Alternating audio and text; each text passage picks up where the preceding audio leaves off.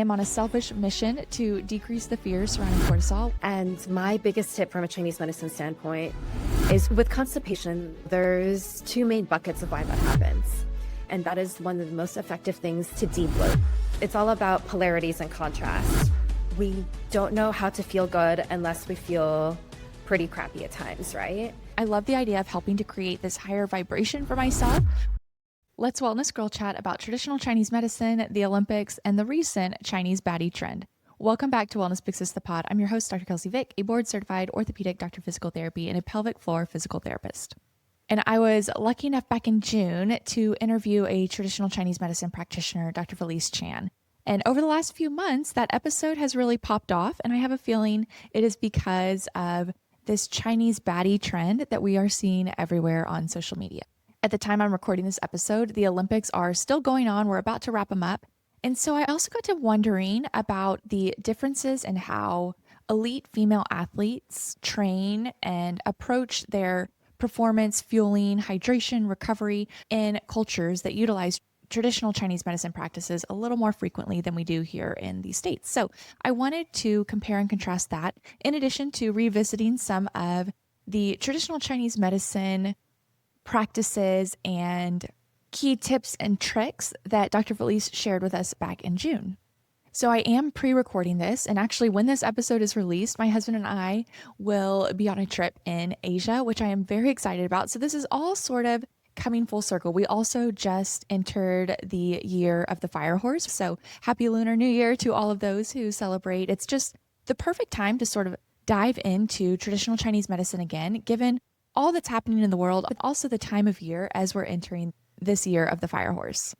So let's bring it back to the Chinese baddie trend. If you guys haven't heard of it, it is basically this trend on social media where a lot of people who have utilized traditional Chinese medicine practices or Chinese practices in general are starting to share their practices on social media in a fun way.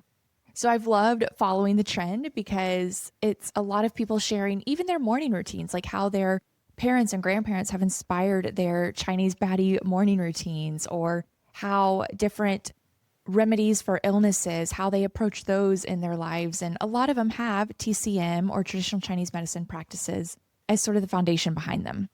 With the Olympics going on right now at the time of this recording, I thought it would be fun to also look at how elite female athletes train, utilizing both the Western medicine perspective, but then also looking into female athletes who might also implement traditional Chinese medicine practices. So I was able to reach out to Dr. Felice to get her take on how someone like Eileen Gu might approach her training utilizing TCM practices in addition to some of the Western medicine training and practices. I'm also very excited to be going to a place that has these TCM practices sort of built into their routine. And I'm thinking something so silly as having something like soup for breakfast compared to my very typical Greek yogurt. And as Dr. Felice mentions, and we'll share in this podcast episode, but warmth is really good for our digestion. So thinking of starting my morning with something like a warm soup compared to a cold Greek yogurt and seeing how I feel throughout that just change in my daily routine. I'm very excited for all of the warm, cozy, digestive assistance fueling that Dr. Felice emphasized in her episode back in June. And if you missed that episode, I'll also leave it below. It was a wonderful episode. So I figured now was a great time to also revisit it and just talk about how people who aren't used to applying TCM practices into their lives, someone like me, has tried to shift things a little bit to get the benefits of both, maybe more of a Western medicine approach, but then also more of a traditional Chinese medicine approach in her daily routines. So back in June, Dr. Felice shared with us some of the basics of traditional Chinese medicine when it comes to our health and wellness by describing the TCM perspective on amenorrhea, or a loss of a period. And I think it's easier to break down from a Chinese medicine perspective what our vital substances are. So we have blood, we have qi, which is this energy that courses through our body, through our meridian system. And then we also have jing, which is our essence. And all of these components are integral parts of our reproductive system, whether they're in the organ itself, in our meridian system. And when you overwork, let's say a gymnast who is extremely athletic, they're likely at a blood deficiency and a qi deficiency because of how much activity they're doing. And Chinese medicine is all about balance. And so when we focus too much on losing this blood or jing through activity, it becomes deficient. And so that's why someone doesn't have a bleed, right? They're getting into their reservoir that is less and less. And so Chinese medicine, the whole point of it is to boost what is deficient. Essence, translated to jing in Chinese, is a component that is really important for our kidneys. So our kidneys hold this jing. And it's almost like our genetic material that we're born with from our parents, but also can be worked on in this lifetime. So there's two components. And so, for example, if someone is overworking, it gets into their qi depletion, gets into their blood, and the last level is this jing. And so when they get into this jing, they're essentially pulling into their genetic material, what they had before. And so it puts them in a reservoir that is negative, essentially. And so to keep our jing alive is so important. That's why rest is important, finding balance, because we don't want to eat into this reservoir that gives us our vitality to help us age gracefully. As a physical therapist, I loved learning about how she views the human body and imbalances. My sister has actually helped me the most when incorporating some of the TCM ideology when it comes to my own menstrual cycle. The other day, she was so kind and knew that I was on my period, and we were having family dinner, and her and my mom were in charge of the grocery shopping. And when I showed up, she goes, "Oh, Kelsey, I got you steak because I know that you're on your period and you're losing a lot of blood and iron. And so I thought the steak might be a good protein for you to have for your meal, knowing that you're on your period." TCM has a big focus on blood building foods, especially during our periods. And I thought it was a very sweet gesture from my sister. So I've been now trying to prioritize more blood building foods, especially during those first few days of my menstrual cycle when I am on my period. I love how traditional Chinese medicine also focuses on using your body's natural rhythms, especially when it comes to cortisol, sunlight, and circadian rhythms. I am on a selfish mission to decrease the fears surrounding cortisol. We've done an entire series on why cortisol is not the bad guy. She's really the misunderstood mean girl. So I just loved when Dr. Felice mentioned her thoughts on cortisol and not looking at it as this mean girl, but really understanding when cortisol peaks throughout the day and when it should start to taper off, and utilizing that knowledge to help align our rhythms with our natural cortisol levels throughout the day. Cortisol is something that we all need. It's what helps us get up in the morning. It gives us the energy. But I think because we live in a world that is so fast paced, too much cortisol is more common.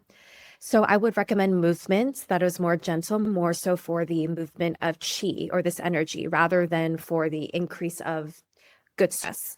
Because a Chinese medicine principle is that when there's free flow of qi, this energy, there's no ailments that happen. And as soon as there's a blockage, that's where we start to feel any health issues from headaches, period imbalances. So these gentle movements could be what we say qigong or tai chi in Chinese medicine, or it could be yoga or Pilates or even just walking. The premise of Chinese medicine is balance. It's the yin and the yang. And in simple terms, the yin is the dormancy, our rest, it's nighttime. Yang is our energy, daytime, it's the morning. And so it's almost relevant to cortisol, for example. When you wake up, cortisol should be higher, our energy should be elevated to give us the momentum for the day. But at the end of the day, it should return. And so in general, we should see these energy spikes during the sun, when the sun is out, versus at nighttime, it's separate. So that's the general flow of how our bodies should be. But we see issues when that is imbalanced, right? When cortisol spikes at nighttime and someone can't sleep. Dr. Felice also emphasized the importance of warm foods for our digestive system and gut health. So gut health is central to our well-being, right? It's in Chinese medicine, we say it's the spleen and stomach. They're the first organs that actually receive food. And they have to be strong, right? In its function of transforming food and fluids, of pushing the foods into our intestines to absorb. And when it's a little bit off balance, that's when we start to see any gut issues, from bloating, digestive issues, stool issues. And my biggest tip from a Chinese medicine standpoint is we have to listen to our body, right? We're human beings, we're nature beings, and we're warm-blooded. And because we're warm-blooded, warm food, warm drinks, room temp drinks are really vital to creating a strong digestive system. But there's the feminine, the masculine, and women are more feminine energetically as well. and meaning that we are more yin. Men are more yang. Yang again is hot, yin is cold. So when you put cold and cold, it puts you further off balance, right? It makes you even colder. Hence why a lot of research now is showing that women do need more warmth. And even just the way that our body metabolizes and deals with homeostasis, we don't need as cold. Actually, cooking or stir frying, let's say arugula or kale, is something that triggers a lot of people. It's going to help your body digest it easier. If someone does love raw arugula, it's something that I eat actually quite often, but I take it out of the fridge. I let it hit room temperature before I eat it. You can also add a dressing or components that are warmer. For example, I like to add a ginger dressing to something that's raw because ginger is hot. So again, it's finding that balance that works for your body. And it's not to say all raw food is bad for people because it's really cold in nature and hard to digest. But if you have digestive issues, to limit raw food, cold smoothies, raw salads will benefit you in the long run so that then you can consume it later. I've noticed this actually most recently in my own life when it comes to how I consume protein, especially before and after a workout. I've actually really been favoring bone broth either before or after and actually heating up bone broth. And something about it, I don't know if you guys get this, but after exercise, my adrenaline's going, like my sympathetic system, my fight or flight system is active as it should be. And sometimes my digestion can suffer because of that. But for some reason, incorporating this warm bone broth has really helped me to feel even better after my workout. It almost sort of calms my system. It feels like this nice, warm internal hug. And I have no doubt that falls in alignment with some of the TCM practices of warming foods for our digestive systems that Dr. Felice was talking about. Related to digestion and gut health, I also wanted to bring it back to what Dr. Felice was saying when it comes to travel tips and tricks, especially as my husband and I are about to go on a very long plane ride and have a lot of air travel and train travel and just a different routine in general. It's funny, I just made a travel series of a lot of issues that come about. And with constipation, there's two main buckets of why that happens. It's an emotional stagnation. It's our stress holding everything in. We don't want to let go because we're on high alert. And the other thing is dehydration, right? There's too much dryness in the intestines, hence why we can't pass stools. And so for constipation, truly the best thing, again, is to breathe and relax the body. Hence why people are just like, oh, if I safe in my home again, I can pass stools because their body is surrendering and able to let go. The second thing is hydrate with electrolytes, with even Celtic salt in their water, lemon water, whatever they need to do to increase hydration can help. And with bloating, on the other hand, my favorite is fresh ginger tea. Wherever I travel, you can always find ginger at supermarkets, right? And I'll literally get a thumb size, chop it up, boil it in hot water for about 10-15 minutes until it's spicy and drink it. And that is one of the most effective things to de-bloat. I really am going to try to incorporate what Dr. Felice says when it comes to TCM practices to help our travel and digestion throughout. So I'm trying to be more mindful of all of her tips and tricks that she shared with us back in June, taking time for breath work and really tapping into my parasympathetic rest, digest part of my nervous system, and then preparing my body with warm water and ginger. I am definitely going to be packing some of that ginger with me for the flight, for before the flight, for after the flight, and throughout the trip, just to help ease some of those uncomfortable digestion symptoms that I often get. One of the things I am more recently trying to implement when it comes to my fueling, especially with this big protein push, this huge protein push, I feel like we can oftentimes forget the necessities of carbs, fats, different micronutrients, just having the basics. So I've been trying to check the boxes with, okay, am I getting my veggies, my fats, my fiber, my carbs, my protein? Am I checking the box when it comes to certain categories for fueling that my body needs? From a TCM standpoint, I notice whenever I am out of balance in some way, I crave sugary or salty foods. And if I'm not thinking about it, I can easily go grab a sweet or salty snack. However, if I have a well-balanced meal where I'm checking all of those boxes and actually staying hydrated, getting the fiber I need, getting the proteins, the carbs, the fats that I need, I notice myself overall starting from this place of balance where I'm not trying to satiate myself with a sweet food or a salty food because my body feels more balanced and in alignment because of what I am fueling it with. In a similar way, if I choose a morning workout, I'm much more likely to make those healthy choices throughout the day.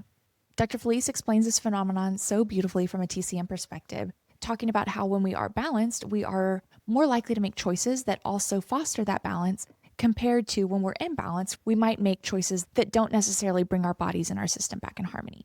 It's all about polarities and contrast. We don't know how to feel good unless we feel pretty crappy at times, right? And so we know the imbalances. And so if you're starting the day off with this higher vibration, your chi, this flow of energy is moving through every part of your body. There's no stagnation. You're going to seek out things that match its vibration, whether it's clean, whole foods, sitting out in the sunshine, going for a walk, getting a coffee with a close friend. And as soon as something comes into your day, whether it's a stressful call, a meeting, some unpredictable things that happen all the time, your body's going to tighten up. Your breath is going to slow down. It's just going to constrict. And so then we're aware, oh, this is a huge contrast of how good I was feeling. So again, it's tuning into how we feel, how we are as humans, just being extremely self-aware. I love the idea of helping to create this higher vibration for myself with my fueling, movement, sleep, hydration, recovery, so that I'm able to make decisions from a full cup, from a balanced state, compared to an empty cup and an imbalanced state. Now, in addition to revisiting some of Dr. Felice's TCM tips, tricks, and practices that she shared with us back in June, and ways that I've tried to incorporate some of them in my own life, I also wanted to look at elite athlete training specifically. The Olympics are going on right now, and I started wondering, how might someone like Eileen Gu approach her training with the use of TCM practices compared to someone like me if I were to be competing at that level, or basically someone who doesn't necessarily have this generational use of TCM in her family. So I pulled a lot of the research, a lot of commentaries, and just different articles. So most of the research I saw said elite athletes in countries that have historically utilized TCM now use a combination of TCM and Western medicine techniques. So most often I found the use of TCM during elite training to be related to what I would consider tools. So things like acupuncture, cupping, and I'm going to butcher this name, so I apologize in advance, but tuina, which is basically massage-based techniques, effleurage, petrissage, and friction massage, which we actually learn them in school, and we call them effleurage, petrissage, and friction. So I'm assuming they're very similar, but they're manual-based techniques. There was also some mention of herbal remedies and medicine to help with pain and recovery. But I thought it was interesting that some of the herbal remedies and medicine, it has to be in specific dosages, or else some of those remedies might pop up positive on drug test screening. So there's currently research going on right now for TCM practices and herbal remedies specifically to know what's the right dosage where our elite athletes can get the benefit from some of these TCM herbal remedies, but then also not be testing positive on drug test screening. So I thought that was a very interesting next step for research. And it's already going on right now. There was one that they mentioned where any more than 3 days starts to show up positive, but 3 days or less really helps with pain relief and recovery for these athletes. So I thought that was really cool. There have been a few studies done on sleep in elite athletes, both in a broader sense during training and pre and post competition, and among Chinese elite athletes preparing for the Beijing 2022 Olympics, actually. So the long story short is sleep is a factor that needs to be addressed amongst all athletes, regardless of Western medicine approach or combination approach of Western medicine and TCM practices. In general, sleep is definitely worse for athletes prior to competition, but both the articles looking at sleep from a broader perspective and sleep in Chinese athletes specifically preparing for the Beijing 2022 Olympics, all of them said sleep was definitely affected based on their competition schedule. It didn't matter whether or not they utilized TCM practices or not. There were just poor sleep outcomes before competition compared to normal training and post-competition. I wasn't able to find any training schedules or nutritional diaries related to elite athlete training in countries with TCM as a pillar of their health and wellness approach, but I was able to reach out to Dr. Felice to see how someone like Eileen Gu might utilize TCM in their normal routines. And before I asked her, I had looked up Eileen Gu specifically because I feel like she is a very prominent Chinese female athlete. And there wasn't much information available. I was really hoping to find specifics of nutrition, sleep, performance, training, all of the variables that go into it and how she might utilize TCM specifically. I wasn't able to find that, but it does sound like she utilized TCM physicians during a New Zealand training camp where the TCM physician performed orthopedic techniques to help Eileen's back. And she utilized TCM in preparation for Beijing 2022, where the TCM physician also performed these orthopedic manual techniques to help her in her training, recovery, and performance. So I'd love to learn more about this. If any of you guys have insight into how certain athletes utilize TCM, more specifically when it comes to their training and their nutritional strategies, I would love to know. I did reach out to Dr. Felice to get her thoughts on all of this. And I mentioned Eileen Gu specifically. So she says, I would assume TCM is integrated with weekly or more acupuncture and cupping to help the body rebuild, recover, and heal. That would be my approach. Herbal medicine would also be included dependent on their root cause.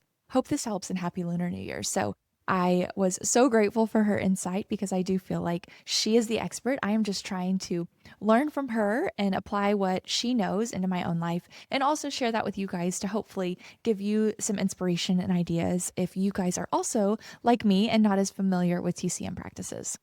But I thought her insight into elite training specifically and specifically with Olympic athletes, and I did mention Eileen Gu as an example, so I think she was basing it off of a female elite athlete who might utilize TCM practices in her training. So this was a fun episode for me. I just feel like when I was coming up with new ideas after the podcast festival, this one was one that I really wanted to revisit, just given the timing in my own life and the world around us with the Olympics, with all of the trends that are going on. I thought it would be really, really fun to dive into TCM again and look at some of the ways that I've been applying what we learned back in June from Dr. Felice into my own life, and then also look at elite athlete training with TCM because that is something that I haven't even thought about, but it's really, really cool to understand for me, especially as like this exercise physiology, human body geek and nerd, to understand how these elite athletes might utilize an entirely new viewpoint for me in their own training. So